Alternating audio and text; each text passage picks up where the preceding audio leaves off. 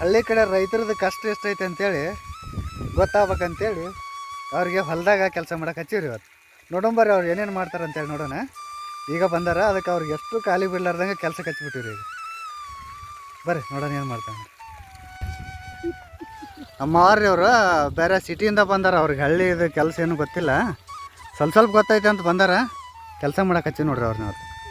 ಬಂದ್ರೆ ಏನು ಒಂದು ಹಚ್ಚಿಬಿಟ್ಟಿರ್ತಾರೆ ಈಗ ಹಾಂ, ಈಗ ಈ ಹಸಿ ಕಸ ಐತಲ್ಲ, ಹಸಿ ಕಸನ ಬಡ್ಡಿಗೆ ಹಾಕಿ ಏನು ನೋಡ್ತಿದ್ವಲ್ಲ, ಆ ವಿಡಿಯೋ ನೋಡಿ ಇನ್ಸ್ಪಿರೇಷನ್ ಆಗಿ ನಮ್ಮ ಮಾವರು ಹೊಲಕ್ಕೆ ಬಂದ್ಬಿಟ್ರಿ ಇವತ್ತು.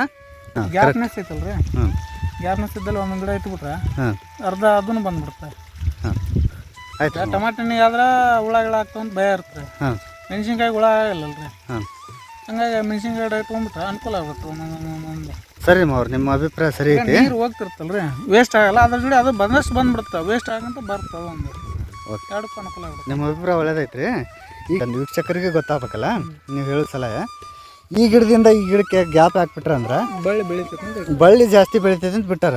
ಆದ್ರೆ ನೀವು ಹೇಳಿದ ಸಲಹೆನ ನಾವು ಸ್ವೀಕರಿಸ್ತೀವಿ. ಈಗ ಇದು 3 ತಿಂಗಳು ಬರ್ತ್ರಿ ಪೀಕ್, 3ರಿಂದ ಒಬ್ಬ ಅಂದ್ರೆ 4 ತಿಂಗಳು ಬರ್ಬೋದು. ಇನ್ನೇನು ಕೊನೆ 1 ತಿಂಗಳು ಇರ್ತಲ್ರಿ, ಅವಾಗ ಇಲ್ಲೊಂದು ಗುರುಸ್ತೀವಿ ನಾವು ಈ ಜಾಗಕ್ಕೆ. ಇಲ್ಲೈತಲ್ರಿ, ಇನ್ನೊಂದು ತಿಂಗಳ ಮುಂಚೆ ಹೀರಿ ಬಳ್ಳಿ ಹೋಗೋ ಟೈಮ್ಗೆ ಇಲ್ಲೊಂದು ನಾವು ಉರಿಸ್ತೀವಿ. ಇದು ಮುಗಿಯೋದ್ರೊಳಗೆ ಅದು ಸ್ಟಾರ್ಟ್ ಆಗುತ್ತೆ ಅಂತೇಳಿ, ಅದಕ್ಕೆ ಅವಾಗ ಈ ಐಡಿಯಾ ಮಾಡ್ತೀವಿ.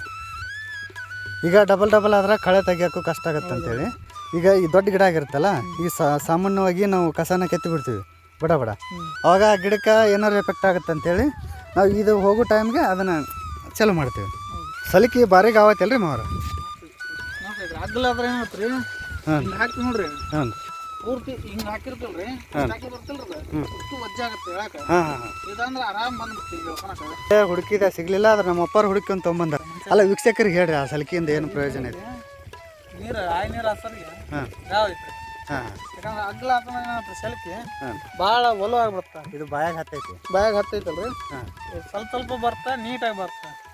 ಅದು ವಜ್ಜೆ ಆದ್ಮೇಲೆ ಅರ್ಧ ಹೋಗ್ಬಿಡುತ್ತೆ, ನೀರು ಆ ಕಡೆ ಹೋಗುತ್ತೆ, ಅರ್ಧ ಈ ಕಡೆ ಆಗಿರುತ್ತೆ, ಮಣ್ಣು ಹೋಗ್ಬಿಡುತ್ತೆ ನೀರಿನ. ಇದು ಕರೆಕ್ಟ್ ಬಂದ್ಬಿಡುತ್ತೆ. ಓಕೆ ರೀ, ಅಂದ್ರೆ ಬೇರಿಗೆ ಎಫೆಕ್ಟ್ ಆಗಬಾರ್ದ್ರಿ. ಇನ್ನೊಂದು ಸ್ವಲ್ಪ ತೆಗಿರಿ ಮಾವ್ರಿತೈತೆ, ಸುತ್ತ ರೌಂಡ್ ಆಗ್ಲಿಕ್ಕಂದ್ರೆ ಪರವಾಗಿಲ್ಲ, ಒಂದು ಸ್ವಲ್ಪ ತೆಗಿರಿ. ಹಾಂ ಕಸ ಆಯ್ತು ನೋಡ್ರಿ.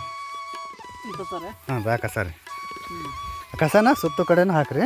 ಆದ್ರೆ ಕಸ ಏನೈತಲ್ರಿ, ನಮ್ಮವ್ವಾರು ಹೇಳ್ದಂಗೆ ಕಸ ಸ್ವಲ್ಪ ಹೊರಗೆ ಕಾಣಬಾರ್ದು.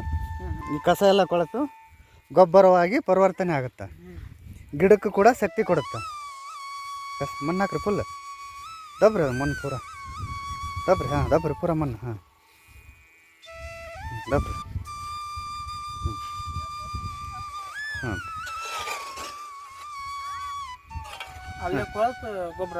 ಹಾಂ ಗೊಬ್ಬರ ಆಗ್ಬಿಡತ್ತೆ ರೀ.